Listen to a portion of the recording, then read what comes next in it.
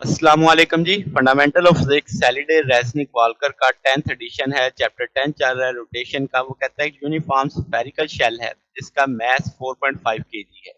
Radius आपके पास 8.5 centimetre है। एक वर्टिकल एक्सिस में दिखाया गया आपको फ्रिक्शनलेस बेरिंग के साथ। ठीक है, वो कहता है massless cord passes around the equator of the shell, जैसे तस्वीर में दिखाया जा रहा है।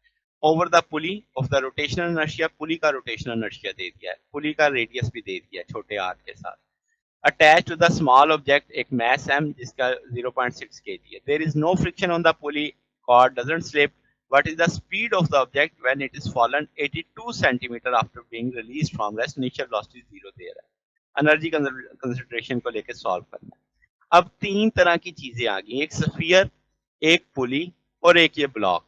अब इसका मतलब अब ये मूव करेगा, ये भी रोटेट करेगा, ये भी रोटेट करेगा, ये नीचे जाएगा।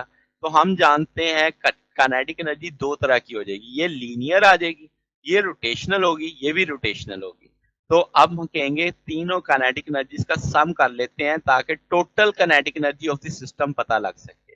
अब टोटल काइनेटिक में पहले स्फीयर की, फिर पुली की और फिर ब्लॉक के लिए। तो हम कहेंगे स्फीयर के लिए 1/2 2/3 mr²। ये स्फीयर का मोमेंट ऑफ इनर्शिया डाला है, ओमेगा स्क्वायर आ जाएगा। फिर पुली के लिए 1/2 आई ओमेगा स्क्वायर। इसकी मैंने आई की वैल्यू क्यों नहीं डाली, क्योंकि आई का फार्मूला नहीं डाला, क्योंकि मुझे आई की वैल्यू पता थी पुली के लिए। तो ये as it is value and पे यूज हो जाएगी। फिर मैस लीनियर नीचे जा रहा है तो 1/2 mv स्क्वायर आ जाएगा। फिर हम जानते हैं ओमेगा को लिया जा सकता है v/r के, तो हम इस जगह पे बड़ा आर इस्तेमाल करेंगे, इसका बड़ा आर है, इसका छोटा आर है।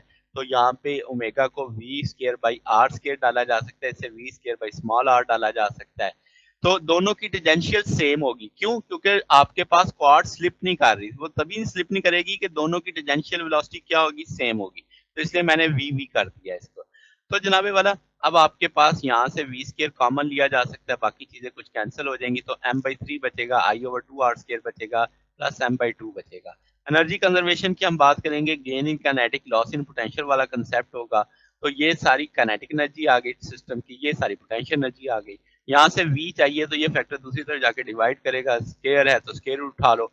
सारी वैल्यूज मालूम है, छोटा m भी मालूम है, g भी मालूम है, h भी उसने बताया था 82 सेंटीमीटर नीचे जाना है, तो वो हमने डाल दिया। अब आपके पास कैपिटल एम की वैल्यू भी है, मोमेंट ऑफ इनर्शिया पुली का भी है, पुली का रेडियस भी है, ब्लॉक का मास भी है।